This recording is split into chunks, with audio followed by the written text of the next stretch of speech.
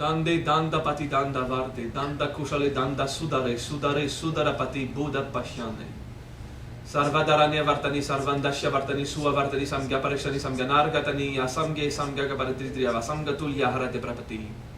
Savasamga samatikrante sarvadharma suparishite sarvasadvaro tako shanya nigade simhavikridite. Om.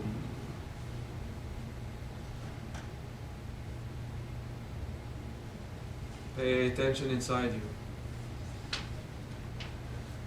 Happy,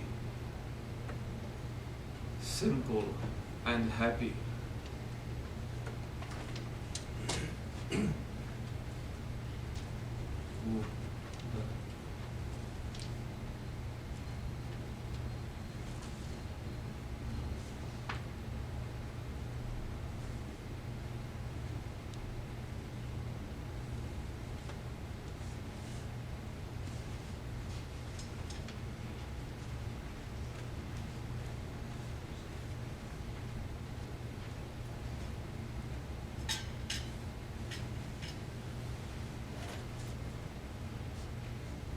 Simple and happy.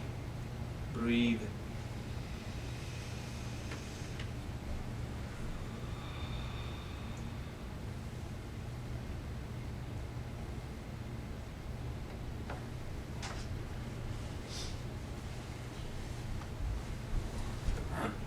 Yesterday, after the prayers, we quickly viewed wisdom about the 10 planes. We're going to go through it very quickly. Everything was created by a creator. The creator created everything. Whatever's created is interacting with the creator always. There's not even separation, it's the same thing. Brahma, Vishnu, Shiva. We individualize ourselves, there's consciousness. We have a soul. That causes us, causality, to experience, which is wisdom. So we understand, mentally, emotionally feel it. We live it at the level of vital body, and it's incarnate in the flesh. This is a single process, a single state, a single soul. Okay? And there's a point where the soul is not our soul, it's soul as one universal one. And everything below individualization is what you believe to be your unique personal soul, because this is what you perceive. So you have the impression that it's real. It's okay. We spoke yesterday of insatisfaction, did we? Today we are going to speak about Kundalini Yoga and Kama-Chakra. At least this morning. First, Kama-Chakra. The ego issues that we have in regards to desire. There is love. We agree. There is love. And love at the most refined level, where there's no distinction between which type of love it is the first 3 planes. Then this experience love is individualized. Okay? And there is love when you feel bliss in your soul. That's the lower level of the universal love, which is already in your soul. When you experience love at these levels, well, it's something else. Your human would not name it as love for now. It's very, very intense and high level.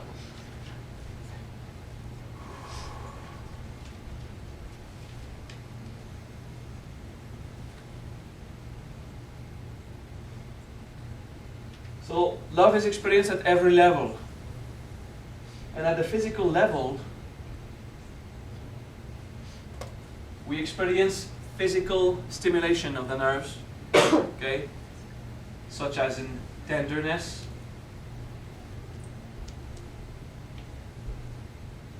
physical touch in the act of copulation, where nerve endings are charged with electricity until they are overwhelmed and discharge all the accumulated electricity, and that provokes an orgasm. The physical body in love, this is what it wants. It wants the stimulation. It will perpetuate the species, but what the body wants is an experience of nervous stimulation, okay? To be touched physically, in various levels. Has nothing to do with always sex, but sex is in there, okay?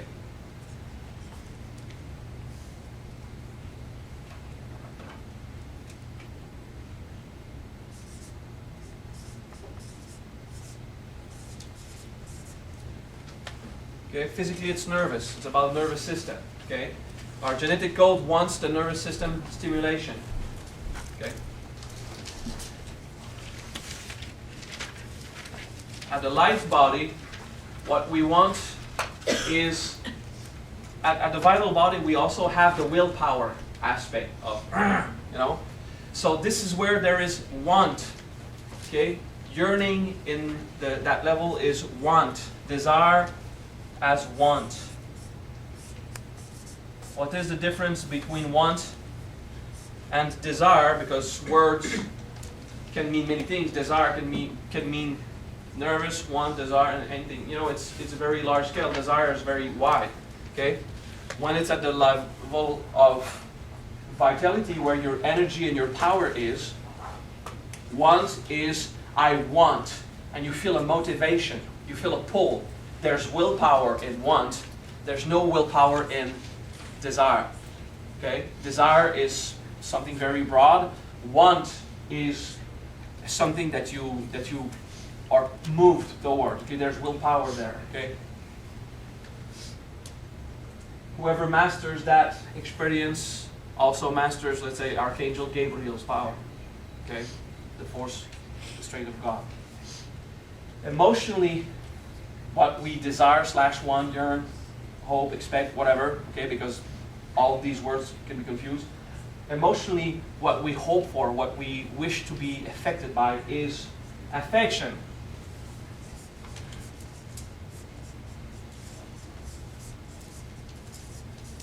We want affection. Yeah? And of course, we don't know all that, so sometimes nervous stimulation of the skin, very soft, because someone is taking care of us. We feel, oh, that's affection. Yes, affection is what you feel emotionally because there's a nervous stimulation. The body just feels satisfied, accompanied, soft, okay? Mentally, what do you want at the mental level about love? Attention.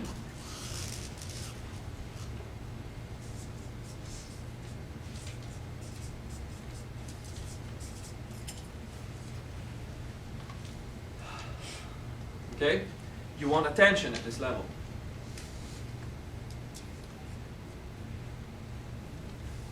These levels are so confused. Let's just say love, okay? You want to be loved. Okay? This is what you want at 4, 5, 6. Actually, at the level of wisdom, you wish to be understood.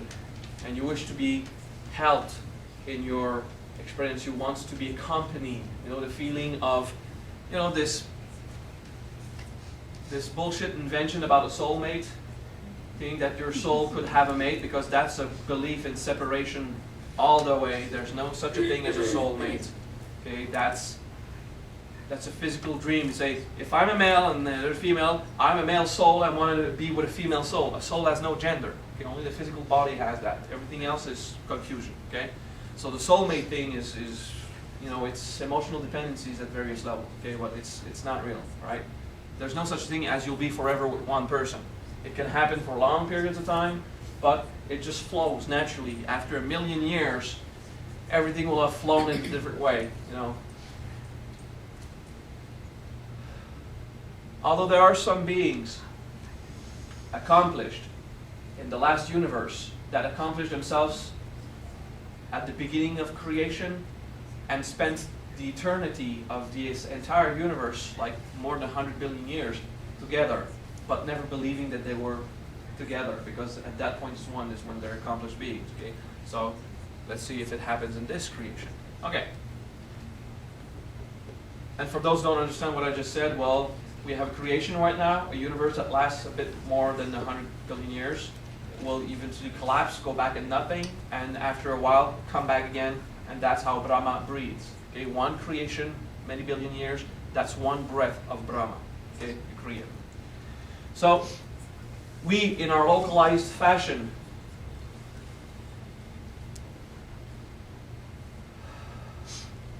in our localized fashion, okay? We say we want to be loved. But we have many ways, okay, of experiencing this love. And we'll even say there's a subcategory of nervous stimulation, of feeling, our sense of physical senses stimulated by someone else, that we'll call sex, which is not everything about nervous perception, but you'll agree in sexuality there is a whole lot of stimulation of many nerves in various ways that are usually not affected if it's not sexual. Okay? So there's sex, there's nervous stimulation, okay, feeling, touch, affected, gazed at. There's want, there's affection, attention, and love. And there's another subcategory in attention, affection, want, okay, and all that is desire. I just wrote very ugly and bad, but it's written desire, okay? So, all of these experiences, we call that love, with no distinction, okay? We are unsatisfied. Let's say, I'm going to take the basic example with a lover. Okay, Kama-Chakra is way beyond that, but let's take the male-female interaction, or male-male, female-female. If you're that kind, it's okay. God loves every type of experience, and that's wonderful. All these experiences, you have a lover that gives you affection, that fills your wants, that, he gives you some of his energy. So when you're with that lover, you feel refreshed. That stimulates your nerves, but it doesn't give you the attention you deserve. So in a new relationship, everything is fine. Why? Because you've been lacking everything, and you're just so happy that a few of those will be filled, and a few of those will not. And once you have filled whatever part that could come to you, once you got sex and affection, but none of any of the other, okay? After a while, you've acquired something and you start to complain about what you don't have in the relationship. And you're still looking for the perfect lover, the person that will be able to fulfill every one of your desires, which is impossible, okay? Because even the lover you have at one point will give you lots of sex and affection, and after some time will be more giving you want, while filling your wants, taking care of you, all this stuff, and giving you attention, but not giving the affection that you took for granted when you started your relationship. So again, you go in a state of unsatisfaction, because these experiences modulate and change and evolve in a relationship. Breathe. So the first thing I want you to do is to look at what types of experiences every level of your animal bodies are having or not. And think back your past relationships, mostly.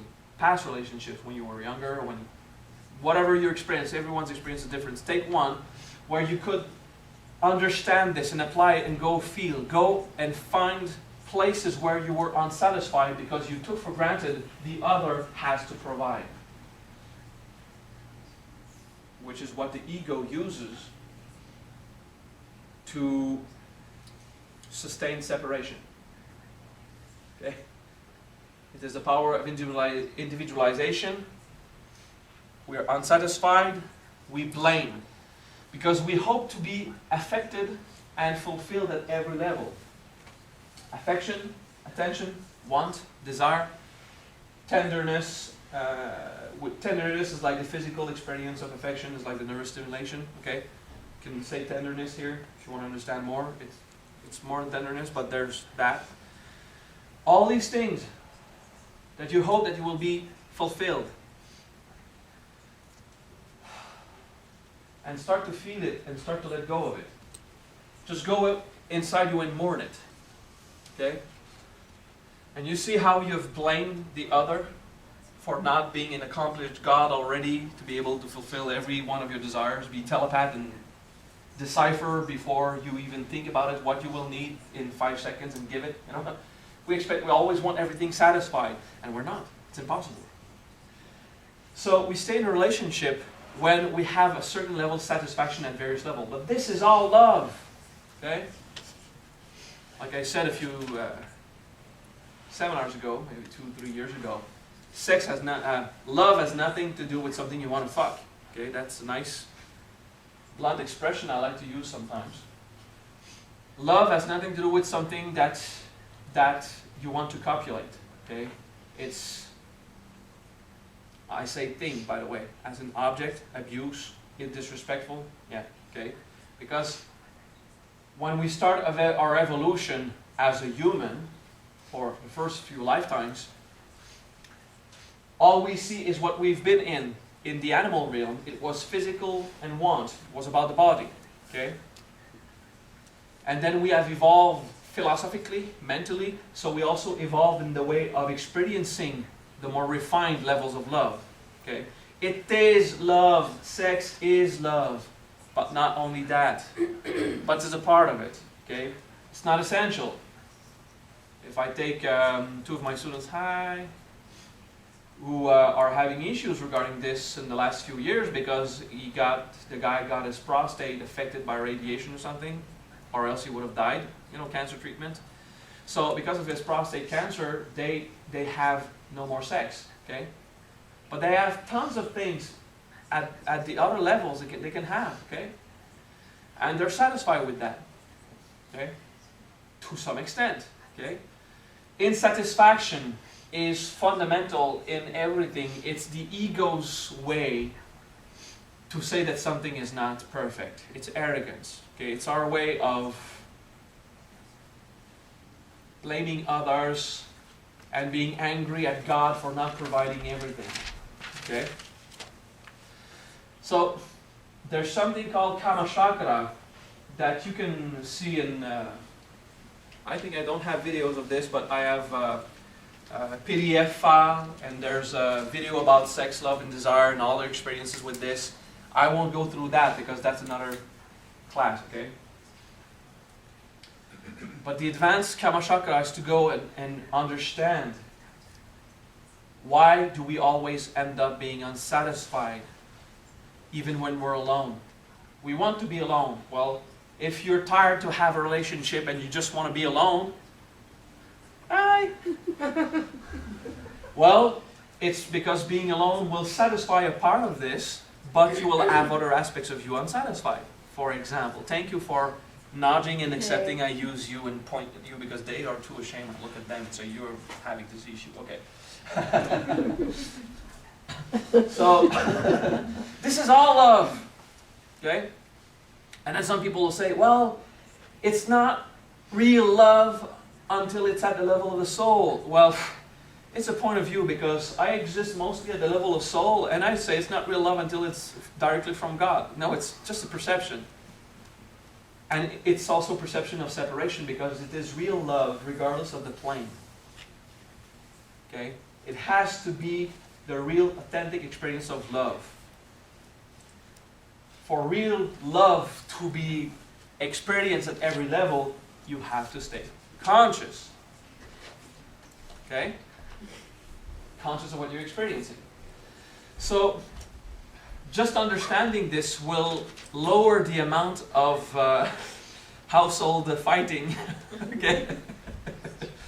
Because, of course, you won't admit to yourself which part of you is unsatisfied because you don't know. Didn't pay attention so far. You don't have enough refined perception of each part of you experiencing what. So at one point, you'll argue about the budget. Because you're managing the budget, you use this as a means to destroy your communication. Actually, what you want is attention. Or affection. There's something that you don't know why, but it's not fulfilled, so it has to be someone's fault because usually the other guy or the other girl used to fulfill me, and I'm not. And so we argue, and we don't know what to blame, so we just take any random thing, and usually the random thing in our face is the budget. Well, it's survival also, eh?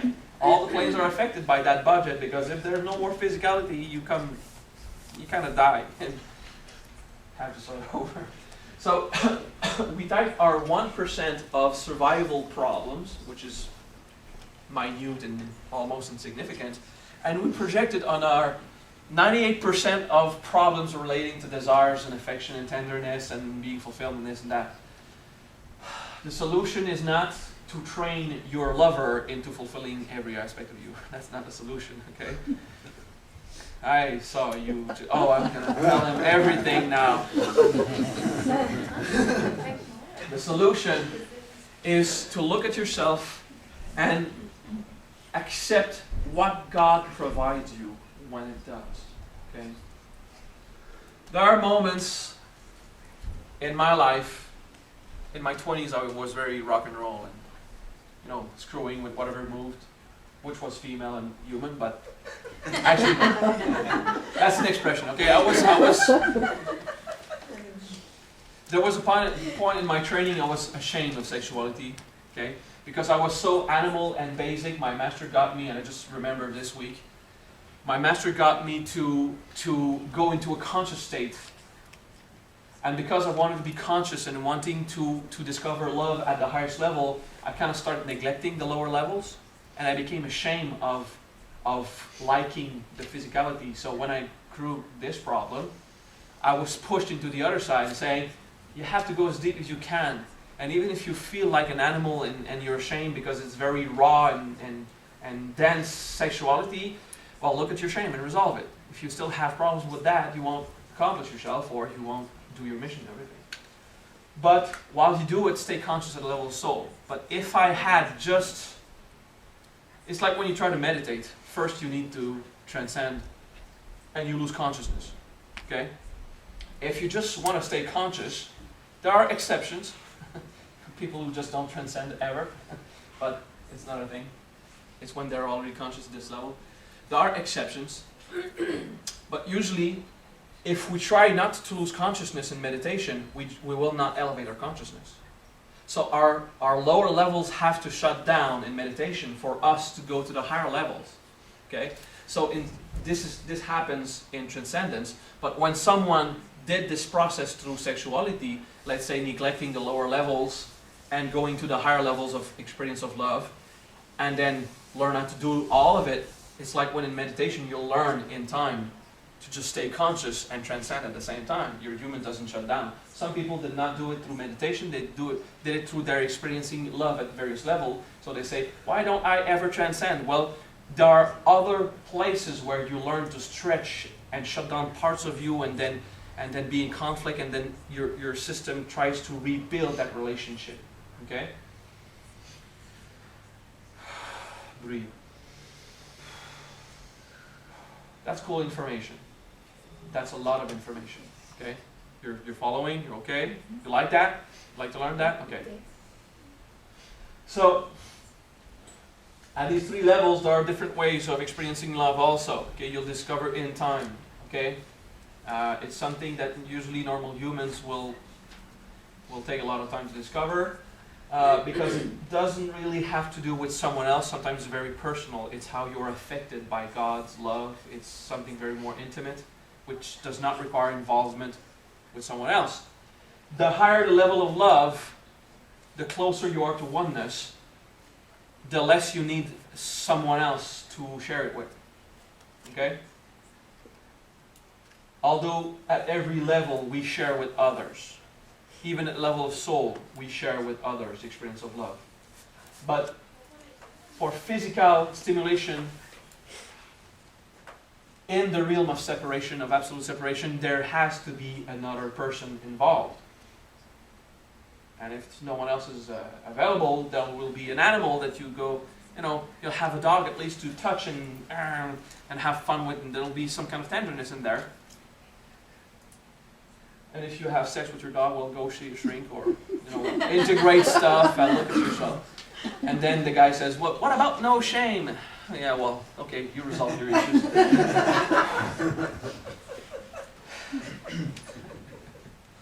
I love to address these things because they're unacceptable. And although they are not recommended, there's supposed to be no judgment with God. But I can't guide you there. I never experienced it. I'm so happy to say that. Usually when people just want I'm going to tell you something, about this zoophagy. What do you call this zoophagy? The people that want to screw with animals? Oh, bestiality. Bestiality, okay. That was a two French translation, eh? Copy and paste in French, okay. So, this is when they only want to experience something at a very core level, and their body is an animal, that's an animal, no problem, okay?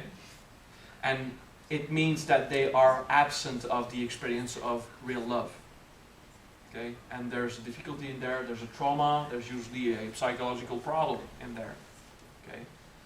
So let's not have judgment, but understand it's screwed up a bit, okay?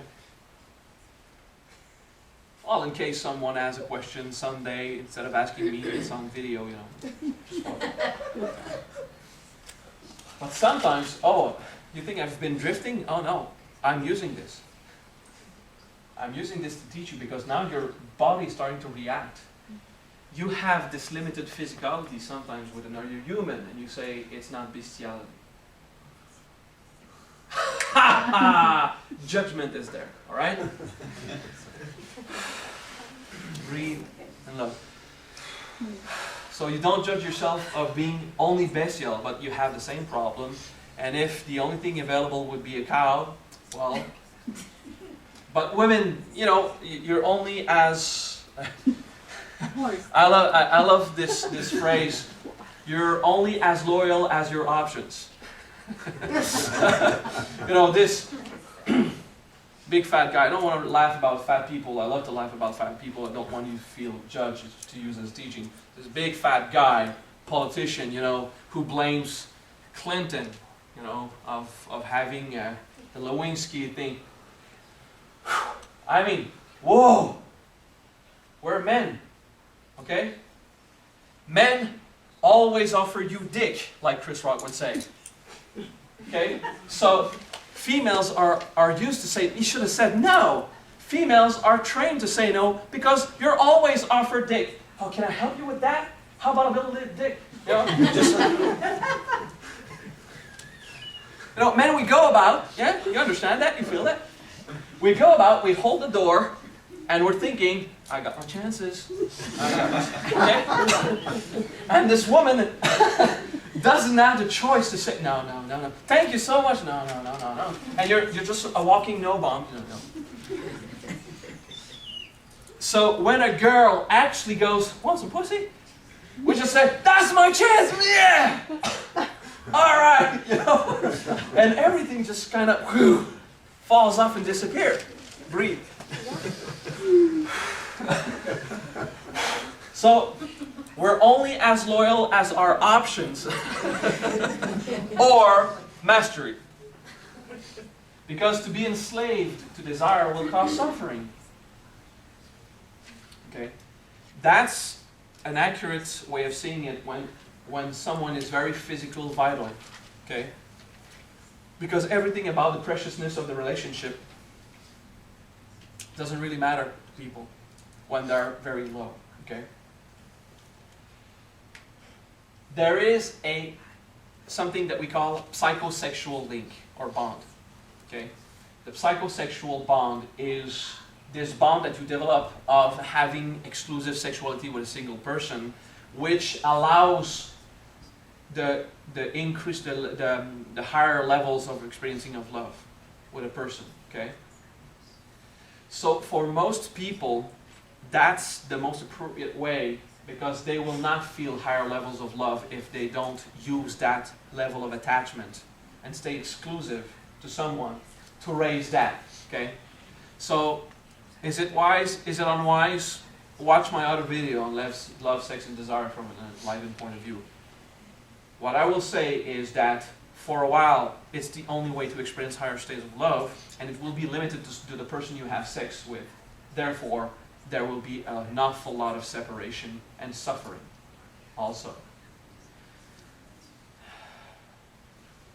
Now, the contrary, going and screwing around with everyone random is not that wise. You have to do this only with people who agree or are comfortable with that. Okay? Breathe. And if you start to use this wisdom to start to just have fun whenever you want, you'll always end up being limited here, physical may be vital, and there will not be higher states of love. Okay? So this psychosexual bond is something that will bring you satisfaction for a while, and it will also be a cause of suffering in a relationship. Okay? Because it doesn't respect, it really does encourage the experience of separation, and it doesn't respect the experience of oneness of God. Okay? But oneness is not something you have to experience with another body, another body, another body. Okay? Oneness is something experienced inside, and the self. Now, the animal, which is all four lower planes, is confused with that oneness thing, because he takes the oneness, he still projects it outside, then he says, you can have sex with whoever you want, whenever you want, and just have no judgment. Well, yes, if you master that art, you're like Krishna, and you're almighty powerful God, and, well, congratulations, okay? But you have to observe yourself, you might actually be causing suffering to yourself and others, okay? The psychosexual link is something that one point, for our soul to go beyond the separation, it has to be broken. So, I'm sorry about that, but if you want to evolve, you'll have to go beyond the psychosexual link, or bond. Okay? And you can stay in love with a single person, and you can have a relationship, but there will have to be something to break that psychosexual bond. It doesn't mean to go screw with someone else. It could be that. That will break a psychosexual bond, alright? That will hurt. That's a tool that sometimes I've used in the past, to make sure that it would break that limiting shell around the soul, to make sure the soul would not evolve, because now it's counting on a specific person, a relationship, I want to be comfortable, and we stay in a comfort zone. We are comfortable in our love. The more we are in our comfort zone in our human relationship, the less we evolve. That's too bad, but that's how it is. The less we grow. And to go out of our comfort zone does not mean to destroy our couple. No. It means to go out of the comfort zone. It means to stop counting on the other for fulfilling our desires. Stop blaming them. Accept that you will be unsatisfied at various aspects. Work in a way that you will go satisfy yourself inside. I'm not talking about inserting an object. Okay, I'm talking... I love these jokes. And she goes, oh, well, you can do that too, no judgment. As long as it's not made of flesh, alive, and with 4 legs and hair.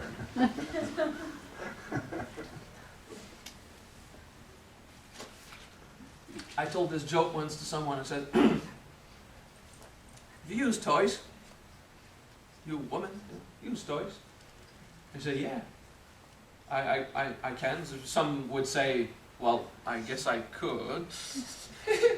You know, depending on the level of shame. And another day, of course I do. You know, different ways. I say, well, what if your toy was made of rubber or latex? Would you use? Could you? If it's made of plastic, could you? So regardless of the way it's composed, you could use it. So say to you, yeah, all right. What if your toy was made of living flesh? Could you just use it? You know, masturbate yourself on a male? And then they go all screwed up. Oh, I mean, that's making love, that's having sex. No, could you use it as a dildo? Could you just go and satisfy yourself physically using someone who's alive? And just don't look at his face, doesn't matter. You know? What is the shame that you hold that the moment it's a living system, it has to come and satisfy you all over, or else you can blame them?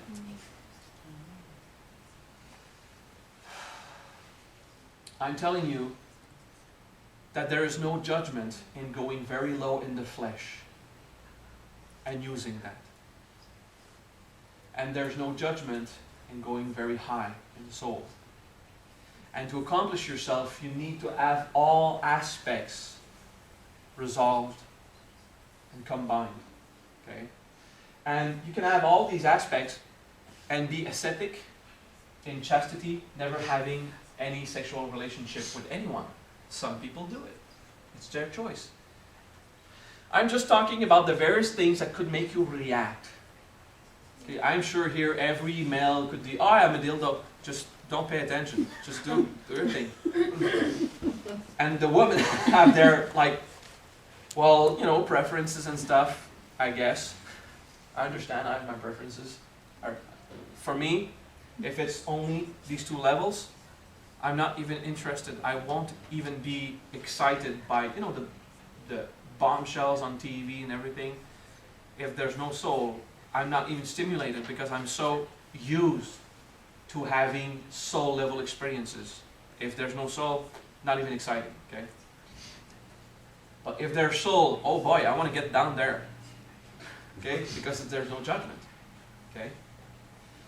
It's a process, and it's through contrast that you resolve your issues. Meaning, for a while, you'll shut down a part or two parts of this and just go experience in a certain fashion to understand what you're going through, and then you'll shut down a part of this and go experience that other part, and you'll be like neglecting some areas of your experiences of desire for a while, so you can experience the others and see if you're affected by pain or sorrow or suffering, if there's something missing at different levels. Okay. There's always something to learn about that. I talk about sexuality even if you made a choice never to have it again with someone else. And it's useful for you anyway because you've had past experiences. And if you haven't ever, you've had dreams and desires. You have a human system that works. And at every level, at the 7 levels of individualization, which is one body with every frequency, you've been experiencing these conflicts of love and this and that, and be unsatisfied, and because you couldn't deal with the insatisfaction, okay, you went into a state of control. Okay, so at all of these levels, but you'll see it mostly here when you don't know what's going on up here, you'll go in a state of control, using sexuality physically to control affection, attention, tenderness, okay, fulfilling, being available to someone's needs. All of this, you go in a state of control and you start to use this to negotiate without talking, okay? So you don't say to your lover, your partner, or the people around you, sometimes it's your family, sometimes it's not about physicality and sex, sometimes it's about, let's say, a mother with her daughter will have some kind of tenderness, you know, that they're close and they're happy and they're close, you understand this. And at one point, the daughter feels unsatisfied with whatever the mother can provide at the level of love, and so the teenage will blame the parent, okay, the understanding why. And then the parent will blame the teenage because they found it so cuddly, you know, little baby and everything. And in a certain fashion, the baby is fulfilled in all of these experiences of love, because physically, to be close to the parent, emotionally, mentally, everything, the attention. And in some fashion, it's very fulfilling for the parents, especially the mother, because the child is giving affection, it's giving tenderness, it's paying attention, and we are fulfilled as a parent. And at some point, the child doesn't want to do that anymore. We're angry at our children. We don't understand why. Okay? And we say, it's not correct. You can't have the boyfriend you want. We have to control. You know, control our daughters and sons. Especially the daughters. You hear that, Kiana? I'm working for you now. She's just, no, 10 pieces later. So, in life, regardless of the relationship we have, I spoke about sexuality a bit and lovers, but it's about every type of relationship we have with everyone. This happens between business partners. Okay? Well, maybe not nervous stimulation. That would be awkward. Depending on the type of business, of course. Handshakes. There's a handshake, Yeah. and when you're very close, there will be the hug amongst very close friends, but there's the handshake, except in Japan, you know. But, you know, we have these kind of experiences, okay? Who gives attention? Who makes me feel loved in a business transaction, okay? We do this with parents, with enlarged families, with friends. Every type of interaction in the realm of separation, meaning you regarding anyone else.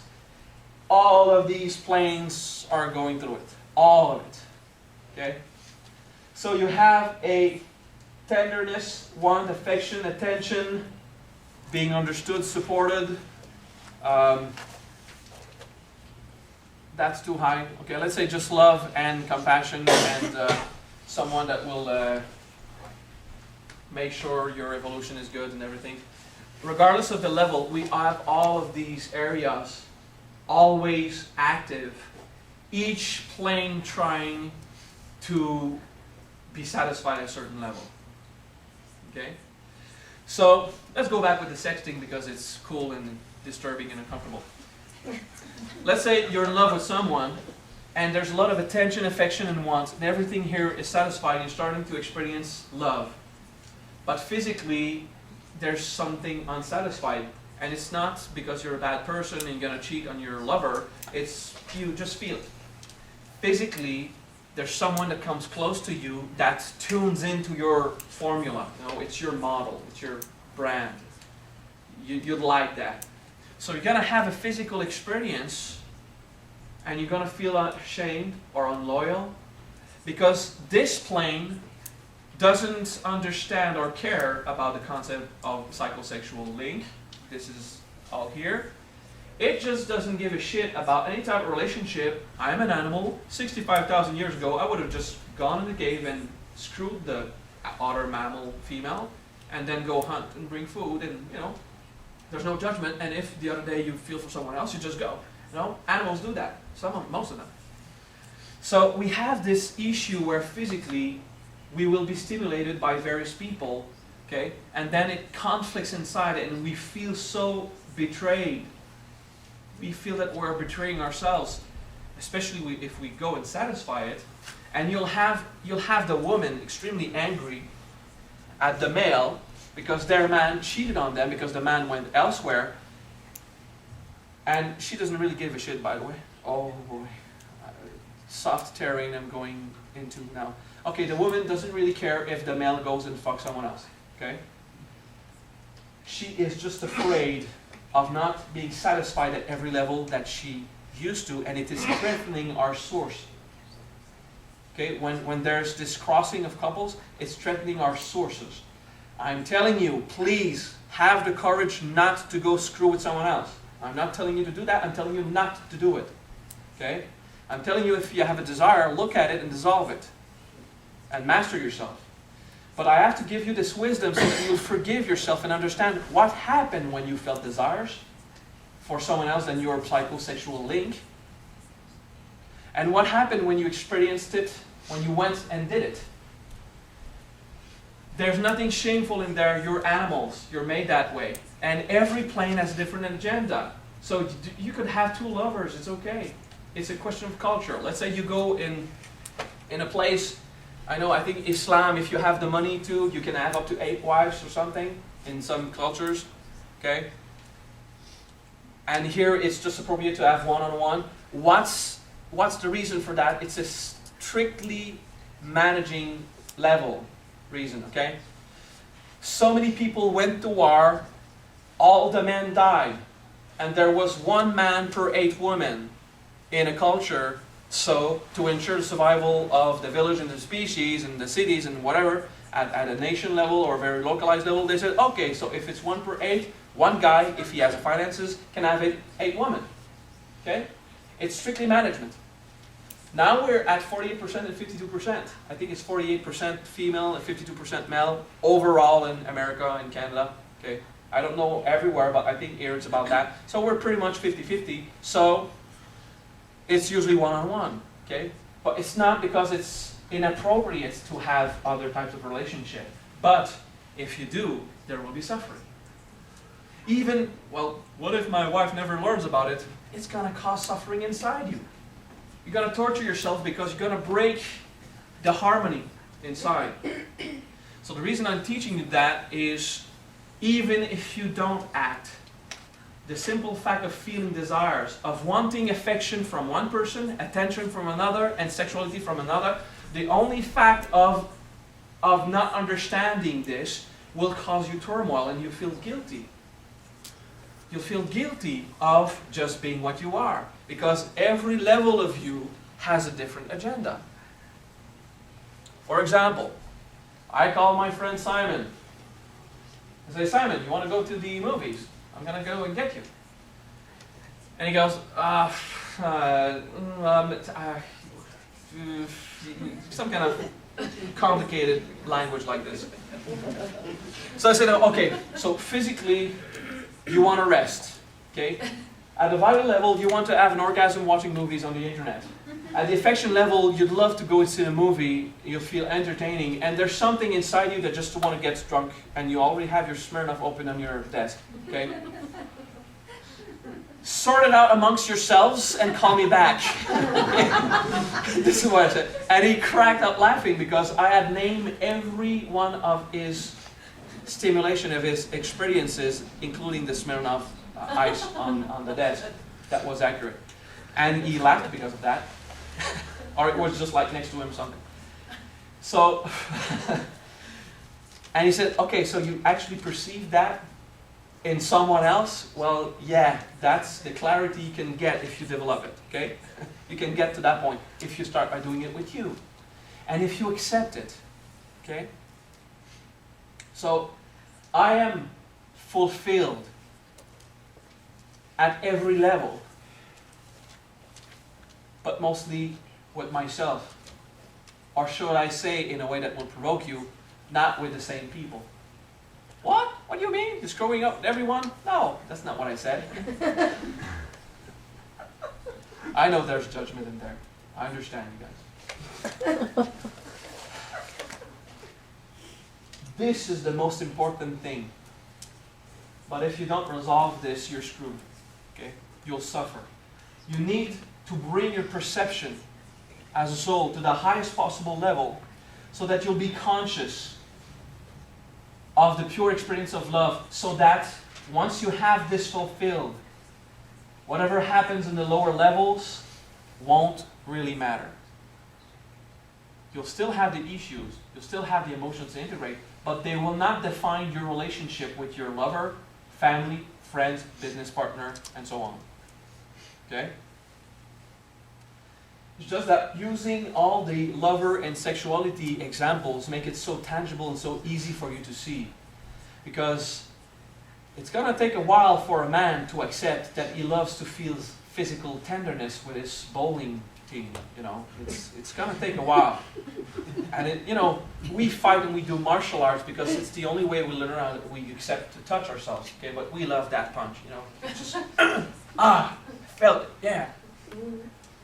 And of course, the guy has no erection with his fellow martial artist, and it's okay. But he does like the interaction, and it's okay. All right? And it's not because we want to be loved. We want to be loved in every place in the universe, in the aspect, every level of us, of course. But it's not about the confusion that you have, because part of your shame, breathe. Part of your shame, yes, go ahead. So is that, like you were saying, the martial arts thing, is that why guys tend to get closer when they beat the crap out of each other all the time? Yeah. Oh yeah, I mean, you have a conflict amongst girls, and they go and bitch, you know, and stop talking. You got guys with a conflict, a few hits, now we go and take a beer. Okay? Because we're very low, and we look upwards. And women tend to be very high, and they look downwards. Okay? And you should see what happens in a woman's mind. Thank God they are stricken with the power of denial, because they blame us to be unloyal. Shit, if they had no denial, they would be the ones screwing everything. Okay? Women are like always establishing their relationship to how much of these various levels of love they could have with every male around them. Okay? And it's okay. Okay, accept yourselves. Males, they want to fuck, and if there's love, oh cool. Females, they want to love, but I mean, you know, they're just establishing relationships, and it's okay, okay? You have to laugh about this. But, you know, females, hypocrites, saying that men are this and men are that, and they're just projecting, because inside they have this confusion. Now, we have to go seriously about it. and not neglect it, not be arrogant and aggressive with that. You are all, male and female, tender inside and crunchy on the outside. No. Tender, soft inside. Mr. Christie made good cookies. And at every level, these are very soft points inside us.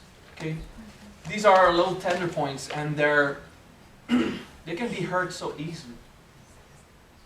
They can be hurt so easily, and we dramatize when there's hurt at this level. So instead of just allowing it to heal or gazing at it to make it heal faster, what we do is we dramatize. Okay, so I say stuff to provoke you to evolve beyond these turmoils. But I have to talk to you about that control that I talked about. Okay, power is just like the male will take the female, rape her. Okay, that's power. Okay, control is as destructive, but it's just not physically shown with aggressivity. But it's there. It's like holding on very tight. And when control doesn't work, we resort to manipulation. So you have power, control, manipulation right there. Okay, and manipulation will be very, subtle, and we're so good at manipulating, we ignore we're doing it because we're not paying attention. So let's say that you have a wound at the affection level. And instead of looking at your difficulty, what you do is you use that as a means to manipulate, to get attention and what you want.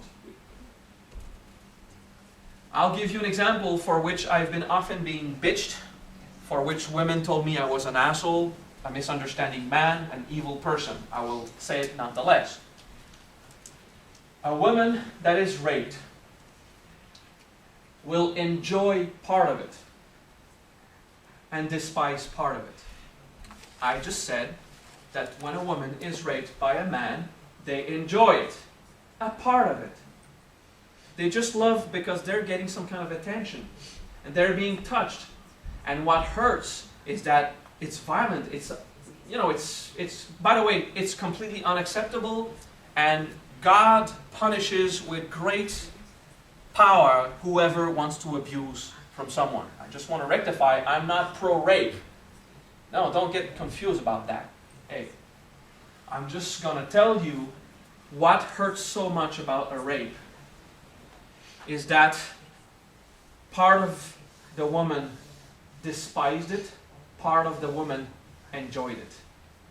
And why does a woman feel so dirty after being raped? They feel so ashamed that a part of them was fulfilled. How could this awful experience be appreciated on some level? And they say, I'm bad. So a person that is abused, I'm talking about rape, but every different way of being abused, okay? We want to be abused at some point. That's why it happens. Woo! What did I just say? I was raped because I want it? Most of you did not. But if a single plane inside you wants to go through an experience, let's say some part of you, let's go with the rape again, which is unacceptable, okay, clear, but I have to use it to teach, breathe. Look at the solar plexus, something's going on, solar plexus, okay? You're reacting, you're resisting, you're afraid of what I'm going to say. If at one point, as a little girl, you wanted the attention of a powerful male, and you would love to just be taken, and you dream of the Prince Charming, okay? You don't want a violence, but there's a power inside you that will try to push this kind of dream because it's an inappropriate dream. It's a dream with flaws. And there will be a powerful man that will come and take you and force you to an experience to give you exactly what you have desired at that plane, although you despise everything else, because an experience has to be at every level. So you will hate it, you will regret, and the part of you that wished it will feel so ashamed. Okay, you understand this? It's conflicting and it's difficult. Now, a man feels exactly the same thing when he does a rape. He satisfied a part and he betrayed every other part of himself. Yes? What happens when a 2-year-old girl is raped or a 1-year-old boy is raped? I was thinking that a person as a soul level made those choices to grow. There is karma, there's dharma, there's free will. Sometimes. Because I don't think that at that point they dream of princesses or princes or being... No, absolutely not. Absolutely not. At the lower levels, there's nothing in the child that wanted that type of aggression. Nothing. Okay? I will say, to justify and ease our pain, we say if someone goes through a trauma at 2 years old, like this, it's because at some level they wanted it as a soul. Well, there's karma. 3 forces, okay? The first force is karma, second is dharma, the third one is nature. The first force in action here is karma. Something will happen so that very young, this new human will understand the pain that is caused from abuse. So that the soul will understand, because previously this person or this soul, actually not the person was dead, this soul did the experience of abuse and did not understand it, so now it wants to experience, okay? So that's karma. Then there's dharma. There's no karma involved, there's just, I want to make sure never to abuse anyone in this lifetime. I'm going to want the wisdom early on. So that's dharma. Then there's nature. Nature is, there's no soul involved. There's an asshole who doesn't master his body because he's just an animal and he took a hold because it was juicy and he abused from a child. I mean, he could have gone in the fridge, heat up a bit of meatloaf and do it that way. It's just an object, an artificial object to masturbate in, okay? And it would have caused suffering to no one, except the guy. Of course, there's like something screwed up in there too, but no judgments, please, just understanding, okay? So you see, sometimes there's no karma or dharma, and sometimes there's just a victim of free will. It's rare, but it happens. Most of the time it's karma, some of the time it's dharma, and rarely, but it happens, it's nature. Okay? But isn't it at this level, like we talked about yesterday, isn't a choice that people make? Well, from the individualized point of view, sometimes one localized individual will make a choice that affects some other, that the other did not make the choice. But as a karma, one way or another, it was a choice. And an agreement through the other person too. Most of the time now, but sometimes, I'm just telling you, broaden your perception. Sometimes, just someone doing something to someone else, and this affected being did not make a choice, is affected by nature, develops a judgment, and the soul will use that to push the soul to evolve. Because at first, when there was no karma, when a new soul comes in and there's no karma, they undergo tons of trials. But it's not karma, it's a new soul, it's a new human. When we go from animal to human in our incarnations, the karmic traces are so light. There's almost nothing that comes from the karmic level of animal. Because as an animal, there's not a philosophical mind that will cause judgment. They're just trying to get out of this animal situation to go to a more refined level. So yes, at one point, there are choices that we make that are completely free and not out of karma nor dharma. And it does happen, and still happens today. Very often, like hundreds of decisions you make every day. Very slight, minute decisions you're not even aware of because you're also conditioned to make those decisions, but that's another topic. But there's tons of free will instances where you can choose. So all this thing about destiny, where are you bounded to a destiny? Well, you have the power of choice because you got this from the Creator. You have the Brahma consciousness, everyone has it. And then it's conditioned, so we say you don't have Brahma consciousness because it's conditioned, you're just acting in the way you believe you should. But you do have Brahma consciousness, conditioned. So, and then we'll say you don't have it. But you do have this power of choice, this ability to just think at a higher level, and it produces. Okay? And it's bounded in your natural laws and your perception and beliefs and everything. Okay? So there will be experiences in sexuality in business, in family, friendship, there will be moments where stuff happens because your soul needs it to evolve. Karma. Okay, you have to be faced to a situation. Sometimes it will be Dharma. When you have cleared up your karma, sometimes there's a very rare event, but it happens that sometimes someone will go through an entire state of forgiveness. Okay? That when Jesus said, you are forgiven. And the karma of someone just wipes out. Goes to the master, back to God, and disappears. Master has to suffer a bit, but not too much. Okay, there's forgiveness. Okay? So sometimes there's complete forgiveness, therefore no more karma, we start over. But the person that was forgiven still has his conditioning, still has his family, his level of finances, his management, his objects to deal with. So there's still something driving the evolution of that soul. It's Dharma.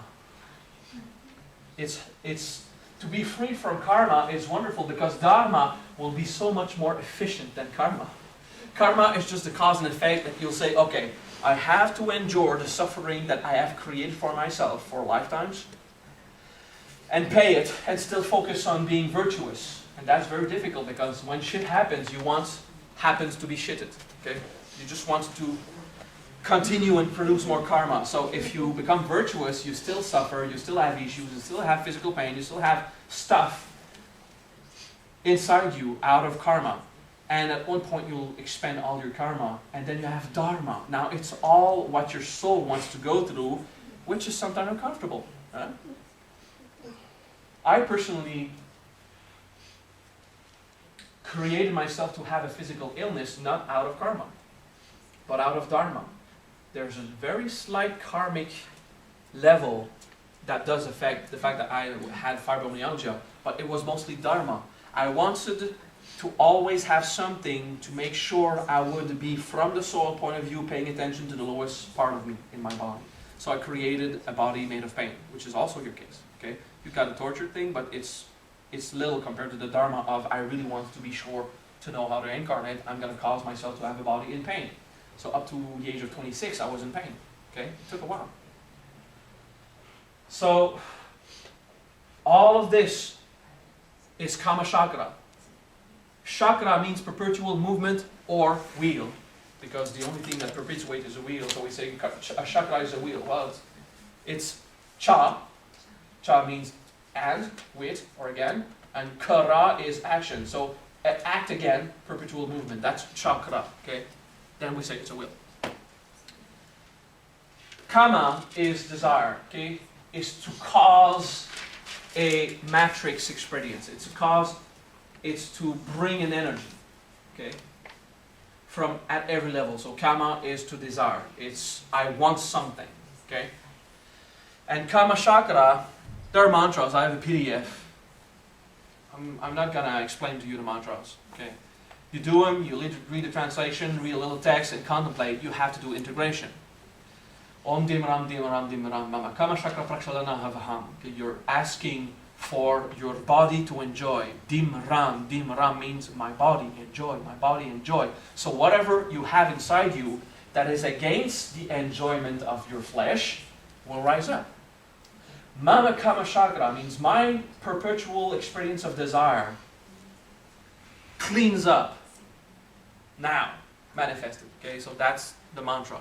Kama-Chakra prakshalana havaham. Then we will try to establish a relationship with Divine Mother, Shakti havaham, Shakti havaham. Then with the Divine Male aspect, the Shiva Linga, Tatra namami sada Shiva Linga, the humble giving into the power of Shiva. Okay, a Shiva Lingam is represented as an oval rock. Okay, that's the misunderstanding of a Shiva Lingam. That's the object. A real Shiva Lingam is a power inside you that gives you third level free will. Okay?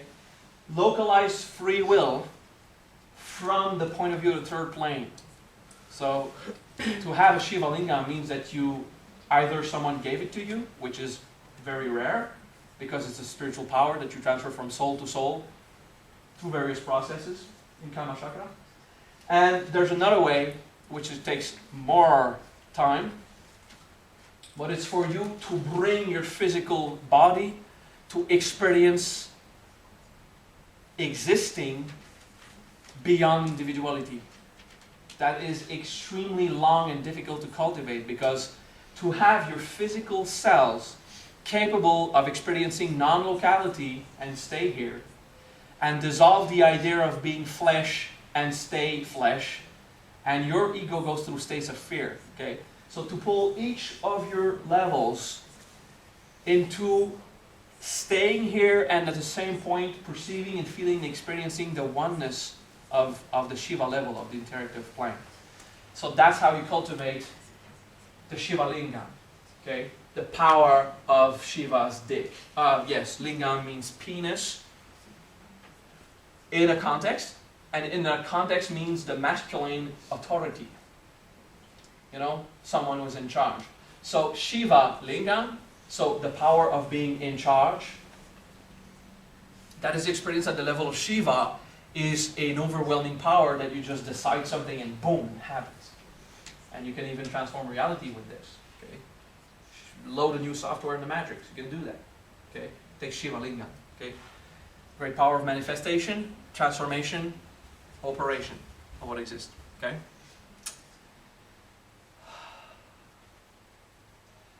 After that, you're gonna enjoy physicality, dimrara. Then you're going to enjoy emotional experiences, klimrara.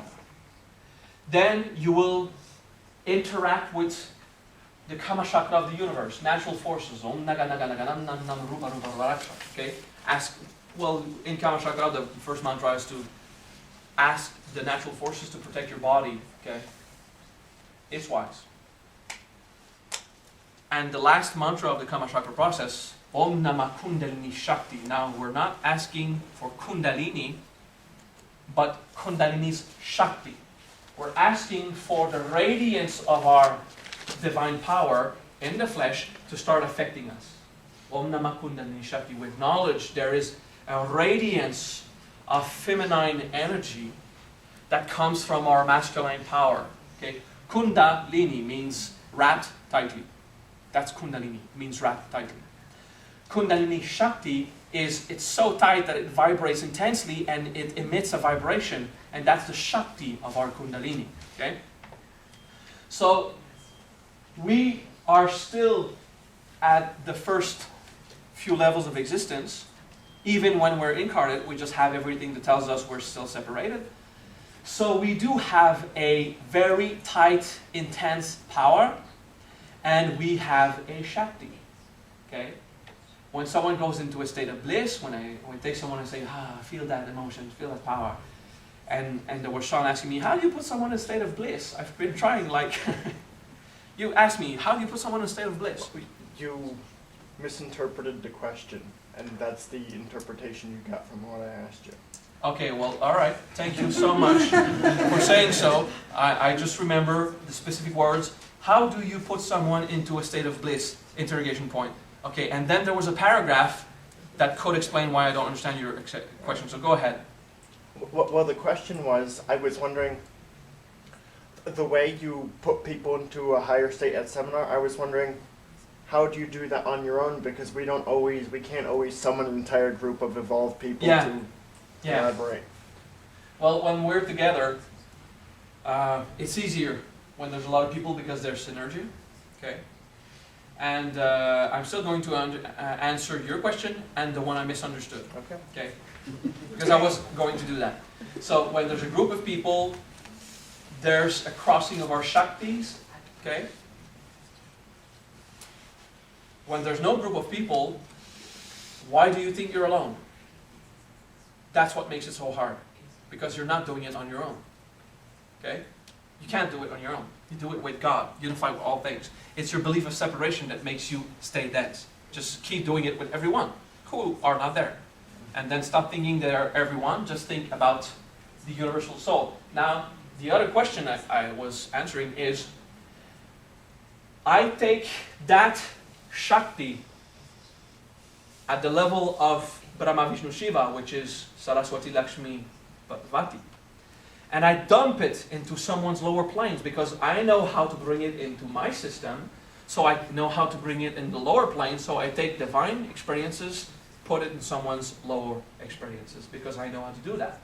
I do it with me, I can just do it in every plane, okay?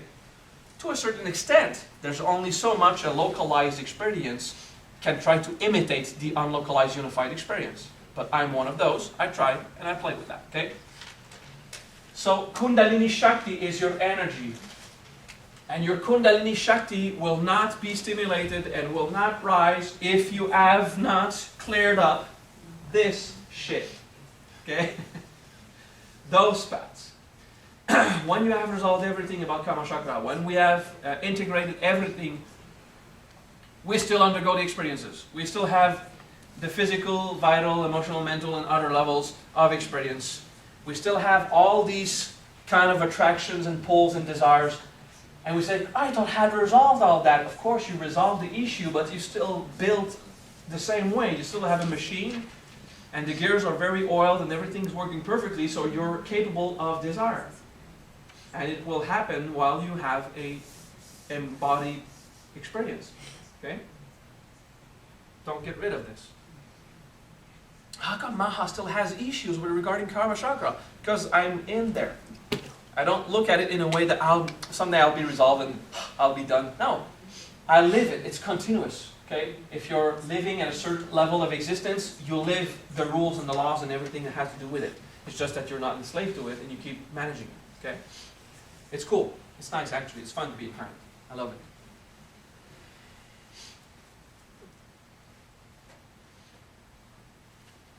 Understanding the various ways that we have compartmented love and separated ourselves from the unified, refined, divine love. Understanding all this will free the channels in your body. Actually, will free the channels in every one of your bodies so that your energy can rise. Okay? And this energy will rise in you and you'll start to experience physically a certain level of divine power. Okay? Small scale first, but it rises. And this is why we do integration. It's for us to be able to look at all these aspects. First, we learn all the different aspects separately. Then we will do integration globally. We'll just look at an entire situation and feel there's a part of me satisfied with someone, a part of me unsatisfied with someone, dissolve the insatisfaction and say Kritanya. Thank you, God, for whatever I have been given. And the more you feel gratitude and satisfaction for what you have, the more life will tend to give you at every other level also. Okay? So if there's a physical experience that is unfulfilled, but you're fulfilled, let's say, at the level of attention and affection, you will just produce a way out of control for you to get physical and vital experiences. So when you're with your lover, let's say a guy who's with the wife, he's enjoying himself and he's got the attention and the affection from the wife, but at some point he wants a vital and physical experience and he says, I'm going with the boys. Of course it's not to have sex, it's to play bowling and get hit in martial arts class and stuff like that, you know. But we will have this kind of experience also with the boys, and sometimes it's different, okay? There are lovers, they love the physical interactions they have, it's wonderful, but at some point, whatever hire's empty, so they go and see friends, okay? And then it becomes complicated, and people blame others for not being complete and absolutely perfect for them, and blah, blah, blah. You know, it gets complicated because of insatisfaction, because of control. Okay, so we control ourselves in various ways. And we limit our ability to just enjoy life because we want to complain. And in control, or manipulation, but mostly control, we will use our traumas to say that we're suffering, and if we're suffering, it means that we cannot be satisfied at no level at all, because people could use this to convince us that it's not too bad. So if you're emotionally suffering, you'll just say that everything is bad at every level to get the attention, or to, you know, to try to manipulate your way through a situation. That's ego. That's an unwise way to go about it. Okay? Breathe.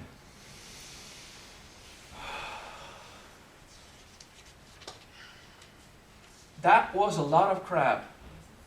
That was a lot of information. I have been talking about the structure, the mechanics of incarnate love, and at what prevents you from experiencing it divinely at the animal level, and as a human, and then as a soul. Okay? This is what prevents you. Okay? We take a break now, and when we come back, we're going to talk about, once we have resolved and unlocked the energy system of God in incarnate physicality, how do we manage it? How do you manage the energy? Now, it's not specifically bounded to sexuality. We speak sometimes of Tantra, and we say Tantra is a sexual technique. Well, there is a Tantra that has to do with sexuality, but it's a very small component of Tantra. Tantra is a way to pay attention and to address the incarnate existence in a way that divine energy will go in there. Okay? So, some people will say Tantra is about binding fingers, making mudras, and doing mantras. That's Tantra. Okay? Well, that's a part of Tantra. Okay? Tantra is wise. Okay? Tan is the structure of nature. Tra is how you want to structure nature. Okay? Or how you are defined. Okay? Tantra is the art of defining nature in a way to pull down divine energies in the physicality. Okay? If you understand the letters, the words, you get an idea. Okay? Thank you for your patience. Thank you for enduring my bad jokes. They were required for you to become slightly uncomfortable, but not too much. And look at issues inside you. Maybe learn how to stop complaining. And say, thank you for everything I have. And may your will be done and not mine, my Lord. And if it is in your will, come and satisfy every other aspect that I still feel I want to see fulfilled. And if it cannot be fulfilled via the outside, I'll go and I'll do it from the inside. Okay? So Tantra will also answer your question. How do you bring that state of bliss inside? Because usually you've been waiting for me to come around and just say, oh, bliss, I'll work for you guys for a while, but you want to do it on your own, okay? And it's a way to pay attention to the physical and human incarnation and still not go into the separated mindset, so you have the divine gaze on the separated experience. All right? Thank you. Break time, 15 minutes, talk a bit.